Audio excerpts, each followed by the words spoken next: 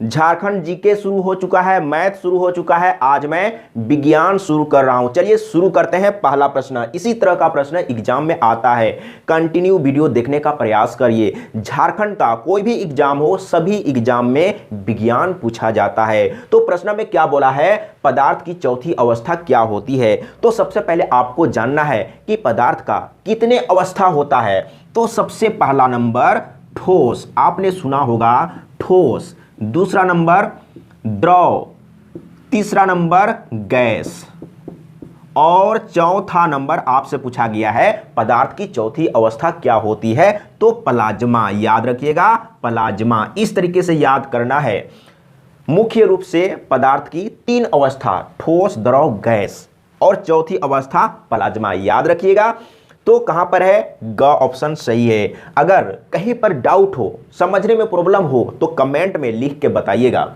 अगला प्रश्न में क्या पूछा है, ये तो बहुत ही आसान प्रश्न है और वीवीआई प्रश्न है। इस तरह का प्रश्न एग्जाम में आता है। सोडियम को आमतौर पर निम्नलिखित में से किस पदार्थ में रखा जाता है। सोडियम को कौन सा पदार्थ में रखा जाता है। आपके सामने है अल्कोहल, जल, अमोनिया, केरोसिन। केरोसिन के तेल में आपने अगर 10 क्लास में साइंस पढ़ा होगा, विज्ञान पढ़ा होगा, तो जरूर पढ़ा होगा कि सोडियम को कौन सा पदार्थ में डुबा कर रखते हैं। तो केरोसिन में। अगर आप खुली हवा में छोड़ देंगे तो जल जाएगा, इसीलिए केरोसिन में रखते हैं सोडियम को।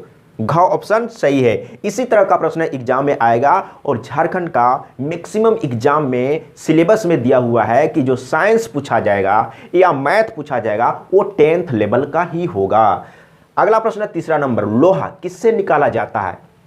लोहा किससे निकाला जाता है। तो हेमेटाइट, मैग्नेटाइट, सिडेराइट। देख लीजिए मैंने जो बोला उसमें से कोई इसमें एक होगा। क्या मैंने बोला, हेमेटाइट, मैग्नेटाइट और सिडेराइट। तो हेमेटाइट, ख ऑप्शन सही है। लोहा हेमेटाइट से निकाला जाता है, यानी कि ख ऑप्शन सही है। और बॉक्साइट से आगे प्रश्न आएगा। 4 नंबर, एल्युमिनियम का एक्स है। कहने का मतलब है कि एल्युमिनियम कौन सा एक्स से निकाला जाता है। तो इसका सही जवाब क्या होगा, बॉक्साइट। और बॉक्साइट झारखंड में कहां पर ज्यादा मिलता है, तो गुमला और लोहरदगा में। तो बॉक्साइट का ऑप्शन सही है। इस तरीके से आपको पढ़ना है। और हेमेटाइट से लोहा, डोलोमाइट से चूना, इस तरीके से आपको पढ़ना है। अगला प्रश्न 5 नंबर, बिजली के बल्ब में क्या भरा होता है। बिजली के बल्ब में निष्क्रिय गैस भरा हुआ होता है। तो आपको बताना है कि इस चारों में से कौन निष्क्रिय गैस है। तो आर्गन, ग ऑप्शन सही है। इस तरीके से पढ़िए, कभी दिक्कत नहीं होगा। और कंटिन्यू वीडियो को देखने का प्रयास करिए। और मैं लाइव क्लास भी स्टार्ट करूंगा और डेली क्यूज होगा और एक बार में नौकरी लेना है। तो इसमें क्या पूछा है, विनेगर किससे बना होता है। बहुत ही आसान प्रश्न और वेरी वेरी इंपॉर्टेंट प्रश्न है। विनेगर किससे बना होता है। सबसे पहले आप समझिए कि विनेगर होता क्या है। कभी आपने अचार खाया होगा बाजार से खरीद कर, तो उसमें कुछ लिक्विड होता है, वो क्या होता है, विनेगर, जिसको सिरका भी कहते हैं। विनेगर याद रखिए और सिरका एक ही बात है, एक ही चीज है। विनेगर हो गया इंग्लिश नाम और सिरका हो गया हिंदी नाम। तो आपने कभी अगर आंवला का अचार लिया होगा, किसी का भी, रामदेव बाबा को हो या किसी का भी हो, तो उसमें जो लिक्विड होता है ना, वो विनेगर ही होता है। अचार को सुरक्षित रखने के लिए विनेगर का यूज किया जाता है। तो विनेगर किससे बना होता है, एसेटिक एसिड। एसेटिक एसिड अगर आपने 10 क्लास पढ़ा होगा तो देखिए एसेटिक एसिड क्या होता है, CH3 ये, और इसमें आप जोड़ दीजिए COOH, ये क्या है, कार्बोक्सिलिक एसिड। तो ये पूरे को क्या बोलेंगे, एसेटिक एसिड, यानी कि एथेनोइक अम्ल। एथेनोइक अम्ल को ही एसेटिक एसिड बोला जाता है। और एथेनोइक अम्ल यानी कि एसेटिक एसिड से ही विनेगर बना हुआ होता है। तो क्लियर है, समझने का प्रयास कीजिए। आपसे पूछा जा सकता है कि इसका नाम क्या है, तो इथेनोइक अम्ल, या इसका आईपेक नाम बताइए। तो इसका आईपेक नाम क्या है, एथेनोइक अम्ल, और इसको साधारण में एसेटिक एसिड कहते हैं। अगला प्रश्न 7 नंबर, सिरके का रासायनिक नाम क्या है। तो मैंने क्या बोला, सबसे पहले तो बोल ही दिया कि सिरका और विनेगर दोनों एक ही चीज है। सिरका हिंदी में नाम हो गया और विनेगर इंग्लिश में नाम हो गया, इसीलिए आपको कंफ्यूजन नहीं होना चाहिए। सिरके का रासायनिक नाम क्या है? सिरका का रासायनिक नाम क्या है? तो एसिटिक एसिड, क्योंकि सिरका जो बना हुआ है, विनेगर जो बना हुआ है, एसिटिक एसिड से ही बना हुआ है। देख लीजिए, ख ऑप्शन सही है।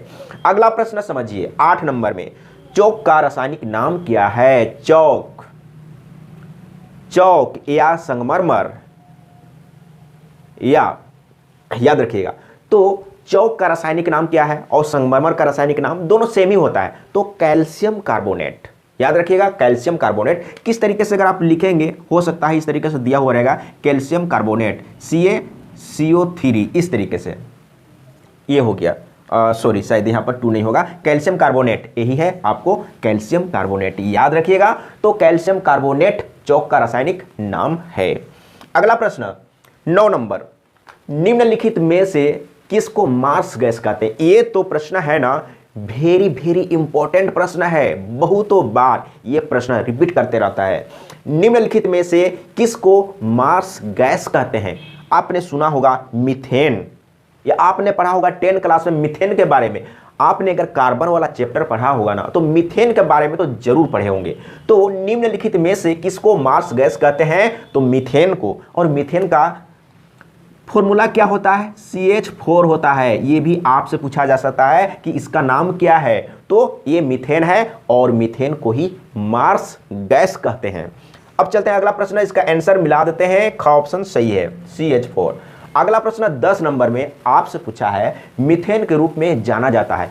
मीथेन के रूप में कौन जाना जाता है, ये आपसे पूछा गया है। तो मीथेन के रूप में कौन जाना जाता है? Marsh gas. याद रखिए, कहां पर है? ग ऑप्शन सही है।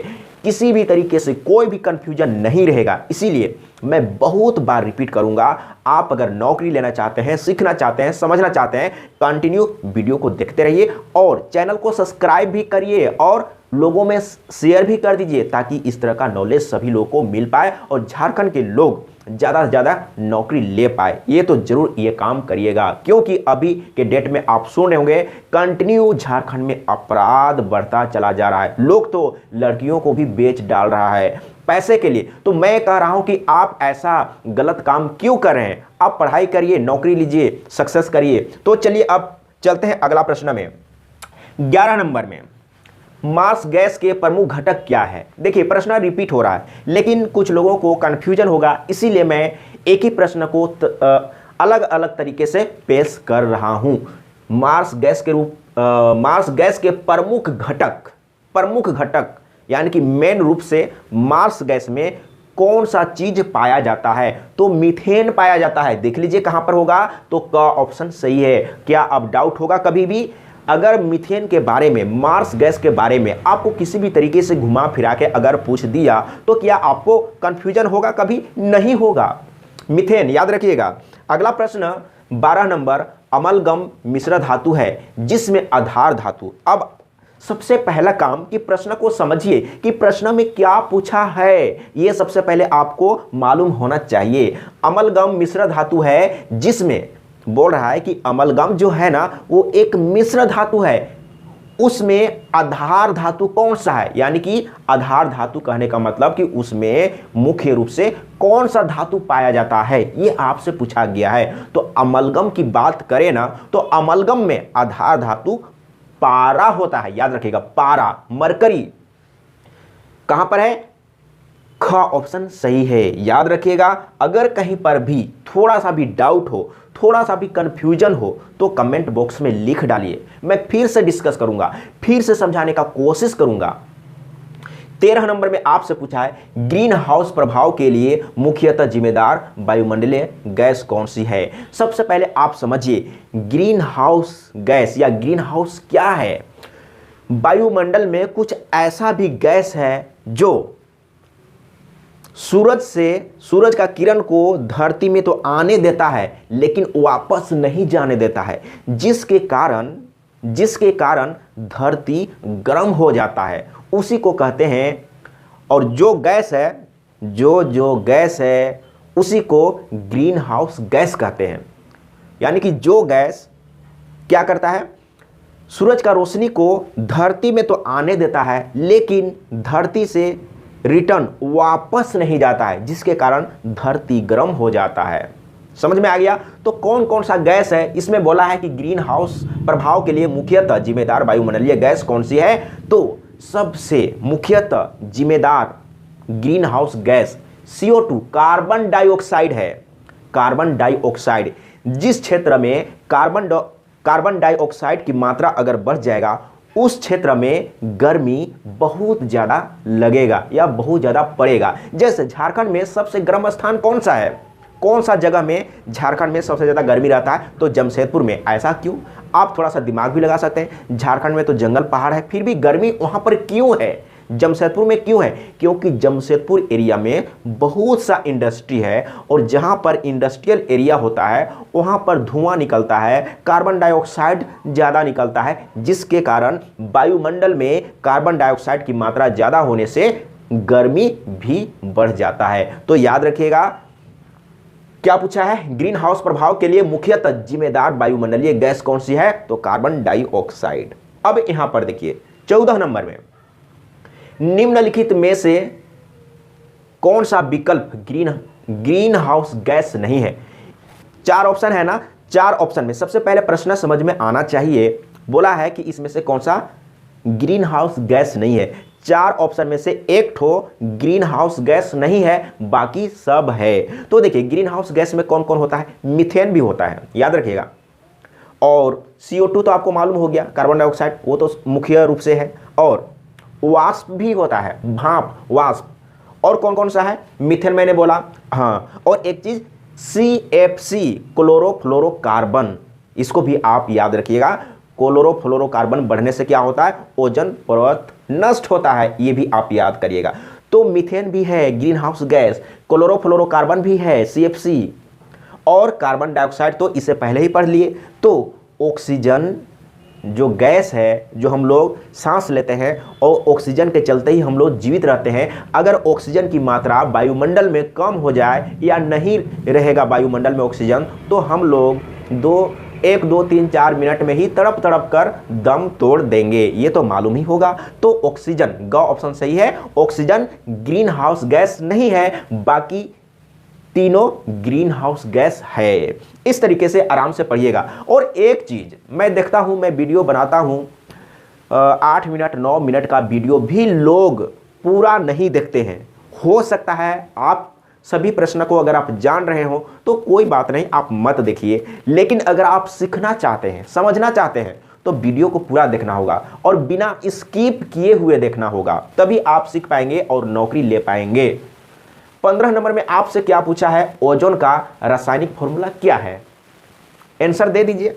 आप तो जानते ही हैं, क्योंकि मुझे पता चल रहा है कि आप जानते हैं, इसलिए मुझे मालूम हो रहा है कि जब मैं वीडियो बनाता हूं 8 मिनट 9 मिनट 10 मिनट का, तो भी लोग पूरा नहीं देखते हैं। तो इससे तो यही पता चला ना कि आप लोग जानते हैं। तो इसका आंसर दे दीजिए। तो इसका आंसर क्या होगा? ग सही है, O3, यानी कि O3 क्या है? ओजोन गैस का सूत्र है। ओजोन गैस का रासायनिक फॉर्मूला क्या है? तो O3, ग ऑप्शन सही है। तो मैं इतने ही रहने देता हूं। और ये जो मैथ 89 टीवी आप देखते हैं, प्रत्येक वीडियो में देखते हैं, ये चैनल का नाम है। मैं स्टार्टिंग में मैथ पढ़ाना स्टार्ट किया था, मैथ स्पेशलिस्ट हूं, इसीलिए मैथ से ही रिलेटेड चैनल का नाम रखा था। तो चलिए, बिल्कुल आप लोगों को शायद अच्छा लगा होगा, और अच्छा लगा होगा तो सब्सक्राइब कर लीजिए और लोगों में, ज़्यादा से ज़्यादा लोगों में शेयर कर दीजिए, ताकि सभी को इस तरह का नॉलेज मिल सके। और मैं चाहता हूं कि झारखंड में हर एक घर में 2, 3, 4 नौकरी हो। पूरे झारखंड का नौकरी तो लीजिए ही, लेकिन पूरे इंडिया का, सेंट्रल का जो नौकरी है उसमें भी जाने का प्रयास करिए, तभी झारखंड का स्थिति में सुधार हो सकता है। तो आज के लिए इतना ही। जय झारखंड।